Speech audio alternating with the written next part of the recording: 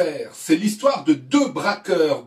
Écoutez, vous m'avez dit d'être naturel, j'ai été naturel. Vu les circonstances, j'ai le droit à l'Oscar du meilleur acteur à Hollywood tellement je suis naturel. Vous voulez qu'il parte, je fais de mon mieux, merde. Deux braqueurs qui doivent à tout prix quitter les États-Unis pour aller se réfugier au Mexique. Et pour ça, ils vont intercepter un camping-car qui est conduit par Harvey Keitel qui joue un pasteur. Qu'est-ce que c'est que ça? Ça s'appelle une pêche.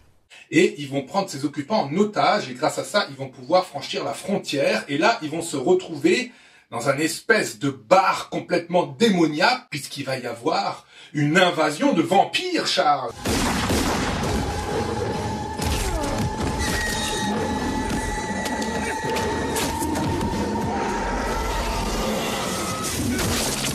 Oui, absolument, absolument. On est dans une réelle originalité de scénario entre le film à suspense et le film d'épouvante. Ouais, tout à fait. Ah bah ça, c'est un film vraiment très original. Tout à fait. Donc, qui se place juste après Pulp Fiction. Oui, donc, tu n'as pas... Bon, l'auteur du film, ce n'est pas Quentin Tarantino, comme certains le pensent. Tarantino, il est co-scénariste et acteur. Salut. Comment ça va? Bien. Tant mieux. Et la réalisation est due à un américano-mexicain, Robert Rodriguez, qui continuera sur cette voie. Un mot sur lui rapidement, c'est un cinéaste qui est fanat de fantastique, hein. Tarantino aussi, hein, je pense, Tarantino aussi, et qui a toujours voulu mêler l'humour, l'érotisme et l'horreur. Il fera d'ailleurs un film de jeunes qui a très bien marché, je sais pas si tu t'en rappelles, The Faculty. Oui, excellent. Excellent. Ouais. Ah oui, c'est excellent. Il a un poil vieilli, mais il reste très... Je l'ai pas revu, mais effectivement, oui. Et pour les plus jeunes encore, il fera une trilogie qui s'appelle Spy Kids. Un des gamins espions, c'est avec Banderas entre autres, c'est sympathique. Et Banderas qui est un peu son acteur fétiche dans Desperado. Plus violent, peut-être plus contestable. Où il y avait déjà Tarantino qui a été intervenu. Absolument. Le scénario. Oui, il a intervenu scénario et je crois aussi coproduction. Oui. Ouais. Oui. Donc Tarantino Rodriguez, c'est pas les Laurel et Hardy du coin, mais c'est une complicité intéressante. Et ce film-là, Une nuit en enfer, From Dusk to Dawn, de l'aube au crépuscule, est devenu culte. Ouais. Au départ, il a pas super bien marché. Hein. Il a pas fait un nombre d'entrées considérable, mais par la suite, effectivement, il est devenu culte. On verra pourquoi. Oui. Alors, Charles, tout de suite, on peut dire que c'est un film qui est en deux parties. Exactement, oui. Deux parties vraiment distinctes. Deux parties vraiment distinctes, puisque au départ, on a l'impression de voir un film policier, gangster, voilà. Et tout d'un coup, en un claquement de doigts, ça va dériver en film d'horreur, de vampires. Assez gratiné. Assez gratiné, tout à fait, ouais. On peut dire d'ailleurs que la première partie, on sent vraiment la touche Tarantino dans les personnages, les dialogues. Purée de couilles de con, Pete. Personne t'a dit que la bouffe au micro-ondes, ça tue plus vite qu'une balle.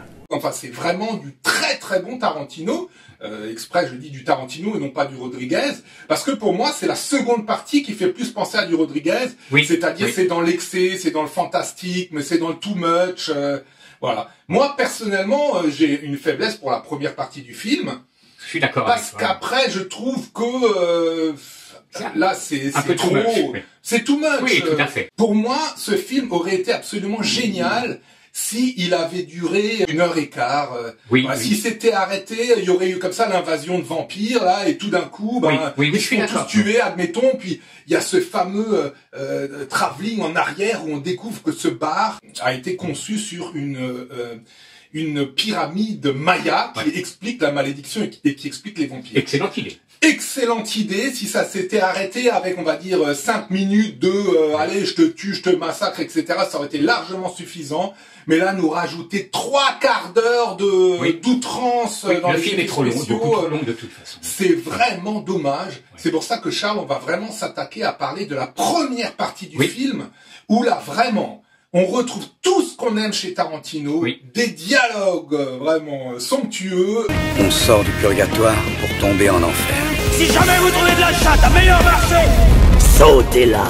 Une mise en scène superbe, enfin, vraiment c'est, en plus un casting très intéressant. Oui, d'ailleurs ça me fait penser au film de Roger Avary. Ouais, Où la première, c'est aussi un type qui prépare un hold-up dans une banque parisienne. La première partie, Tarantino pure, fascinante. Ouais. Après, effectivement, bon, on dégringole un peu vers le n'importe quoi. Alors la distribution du film est remarquable. Tu as déjà cité Harvey Keitel, remarquable comédien, le fameux bad lieutenant d'Abel Ferrara, acteur aussi de Scorsese, Taxi Driver, La dernière tentation du Christ. Qui là joue vraiment un rôle aux antipodes, puisque là il joue un pasteur. Un pasteur, oui, absolument. C'est vraiment ce qu'on appelle un contre-emploi.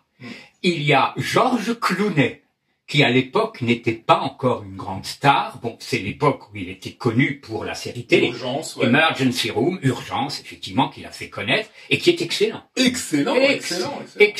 Et cerise sur le gâteau, il y a l'actrice Salma Hayek. Ouais. Actrice d'origine mexicaine.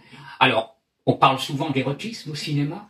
Ouais, bah là on est. Là, il y a une scène qui, à mon avis, fait partie des top 5 des séquences érotiques du cinéma. Une danse que j'appellerais reptilienne, inoubliable.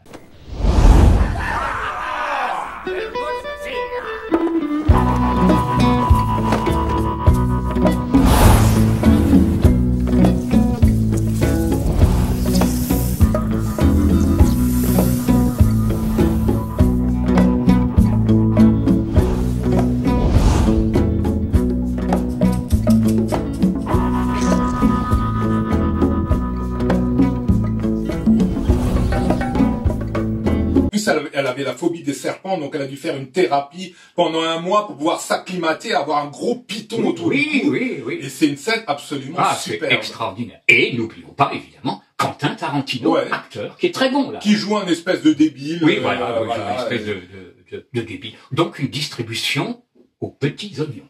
Ah, vraiment, c'est un pur régal. C'est vraiment, voilà, encore une fois, Tarantino, pour ça, il est absolument génial. Oui. Parce que vraiment, je répète encore une fois, mais moi je sens plus la touche Tarantino que la touche Rodriguez. Alors quand on sait que Tarantino a développé au départ, c'est pas lui qui avait écrit le scénario, il l'a récupéré, exact. Et lui, il a vraiment développé toute la partie avant le bar, avant les vampires, qui était pratiquement inexistante dans le scénario qu'il a reçu. Donc ça montre bien que toute cette partie jubilatoire, c'est vraiment la patte Tarantino, et c'est vraiment un régal. Georges Clooney, il est excellent. Au départ, on a une scène d'introduction dans une vieille station-service, je crois, texane, ce qui est absolument somptueuse. Enfin, vraiment, c'est un pur bonheur. Et Harvey Keitel, pareil, en pasteur, il est superbe. Mine de rien, Charles, moi je pensais que c'était un film. Alors, il faut dire tout de suite que avec Charles, malheureusement, on a une édition DVD qui est pourrie. Oui. Alors, je sais pas s'il existe en Blu-ray, mais je sais pas non plus. Le DVD est effectivement à fuir. Oui, alors quand on regarde le film, je sais pas si c'est une impression, mais on a vraiment l'impression de voir un film low budget, un film vraiment, d'amateur, quoi. Après, quand j'ai appris que le film a coûté, je crois, 19 millions de dollars, on dit, ah bah, dis donc, pour un film, quand on sait que Pulp Fiction a coûté 8 millions, on se dit, attends, Pulp Fiction, t'as l'impression de voir la Metro-Goldwyn-Mayer, là, t'as l'impression de voir le film du coin. Mais ça ne gâte rien parce que vraiment le film est complètement jubilatoire. Encore une fois, dommage qu'il y ait toute cette seconde partie trop longue ou.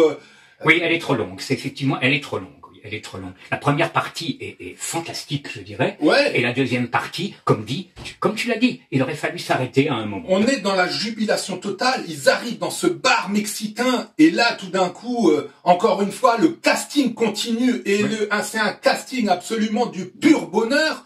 On a Danny Trejo, j'adore. Danny Trejo qui est génial, une gueule, un Mexicain incroyable. Tais-toi, charogne! Courbe les chines. On a Tom Savini, le maître Tom Savini, grand maître des effets spéciaux. Oui.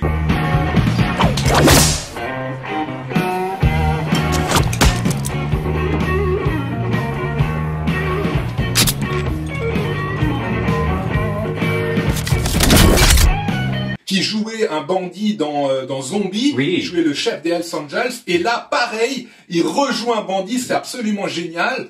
On a un autre acteur, je sais plus comment il s'appelle, un acteur noir qui était un des rôles vedettes de Vigilante. Si tu as quelque chose à leur dire, tu me le dis à moi d'abord. Qui est aussi absolument génial. Enfin, on a des gueules, on a un casting superbe. Oui. Absolument, absolument. Un mot sur la musique?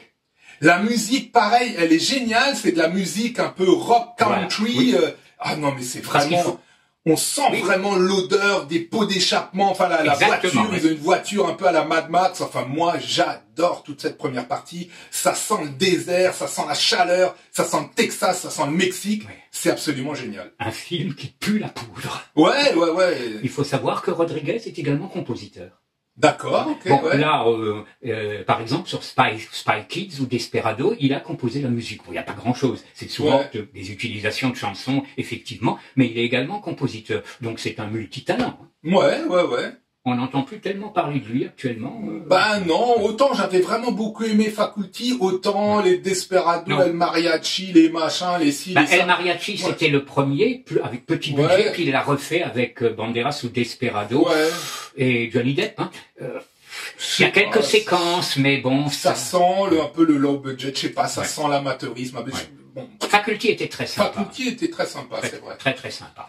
En tout cas, cette nuit en enfer mérite vraiment d'être découverte et pas forcément pour les amateurs de fantastique. Même d'autres peuvent y trouver du plaisir avec cette réserve du too much. Ouais, franchement, la première heure se suffit amplement. Le reste, bon, c'est vraiment pour les fanas de films vraiment d'horreur fantastique. Oui, voilà. Bon, On dirait que ça a été vraiment fait. C'est sympa et ça mélange l'humour. Moi, personnellement, quand c'est caricatural, il y a toujours dit, machin, moi, j'accroche plus.